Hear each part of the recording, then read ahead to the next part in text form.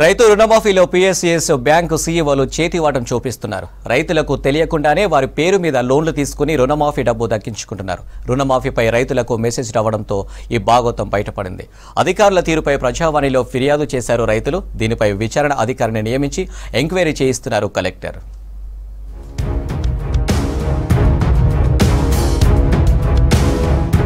మంచిర్యాల జిల్లాలో రైతు రుణమాఫీలో అవకతవకలకు పాల్పడుతున్నారు అధికారులు.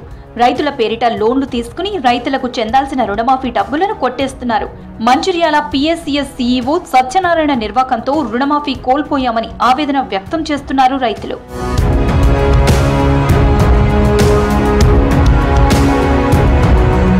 హాజీపూర్ మండలం ముల్కల గ్రామానికి చెందిన రైతు లక్ష్మయ్య 2016లో ఆంధ్ర బ్యాంకులో 1,40,000 రూపాయల క్రాప్ లోన్ తీసుకున్నాడు.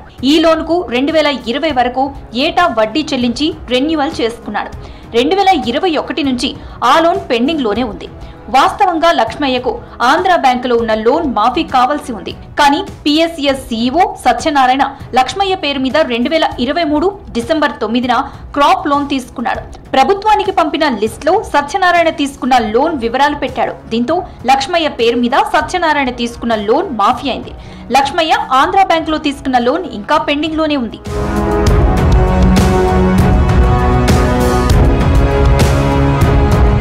తమ రుణమాఫీ డబ్బులు కూడా సత్యనారాయణ కాజేశారని ఆరోపిస్తున్నారు రైతులు సిరిసిల్ల బాపు, కందుల లక్ష్మయ్య. తమ క్రాప్ లోన్ కు సంబంధించి ఎలాంటి బకాయిలు లేవని, కానీ సీసీబీ మంచిర్యాల బ్రాంచ్ లో బాపు పేరు మీద 1,10,000, లక్ష్మయ్య పేరు మీద 90,000 రూపాయలు మాఫీ అయినట్టు మెసేజ్ వచ్చిందని చెప్తున్నారు. పీఎస్సీఎస్ సీఈఓ సత్యనారాయణను సంప్రదించగా ఫేక్ మెసేజ్లంటూ మభ్యపెట్టి ప్రయత్నం చేశాడు. అనుమానం వచ్చిన రైతులు వ్యవసాయ అధికారులను సంప్రదించడంతో సత్యనారాయణ భాగోతం బయటపడింది. 1,05,515 రూపాయలు రుణమాఫీ మెసేజ్ వచ్చింది. అలా గిట్లేందుకు అన్నాడని సాయంత్రం కలిస్తే బ్యాంక్ కాడ రమ్మంటే పోతే అది పేక్, అది నమ్మకం, ఆ డబ్బులు రాలే ఏం రాలే అట్టుగానే పెట్టారు అని అన్నాడు. నేను వ్యవసాయ శాఖ మేడం దగ్గరికి పోయినా. పోతే ఆమె ఏమంటుంది, ఆధార్ నెంబర్ చెప్పు అని, నీకు ఆల్రెడీ రుణమాఫీ వచ్చింది అని ఆమె డీటెయిల్స్ ఇచ్చింది. డీటెయిల్స్ ఇస్తే ఆయన అడిగితే పేక్ అంటాడు. ఏదన్నా ఒకటి చేయి, మరి నేనైతే కలెక్టర్ కంప్లైంట్ ఇస్తా అని చెప్పిన. సోమవారం వరకు ఏదో ఒకటి కాకపోతే అంటే నిన్న పొద్దున ఫోన్ చేసి నా తప్పైంది, కాలు మొక్తా, క్షమించు, కానీ ఇప్పుడు డబ్బులు లేవంటాడు. డబ్బులు ఇవ్వని అంటాడు. డబ్బులు ఇవ్వనంటే కుదరది, కలెక్టర్ కంప్లైంట్ ఇస్తా అని చెప్పిన. మంచిర్యాల పీఎస్సీఎస్ లోనే కాకుండా జిల్లా వ్యాప్తంగా సహకార బ్యాంకుల్లో అక్రమాలు జరిగినట్లు ఆరోపిస్తున్నారు రైతులు.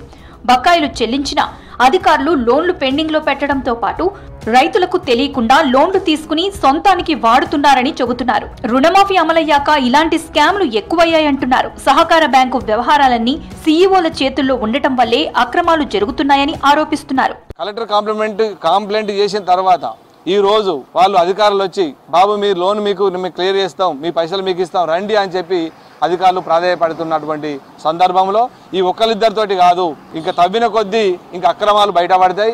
దీని మీద పై అధికారులు వెంటనే స్పందించి ఎంతమంది రైతులు రుణం తీసుకున్నారు, అసలు ఎంతమంది రుణం తీసుకోలేదు, దీన్ని ఎంతమంది అధికారులు దుర్వినియోగం చేశారు అనేది పగడ్బందీగా దీని మీద దర్యాప్తు చేయాలి.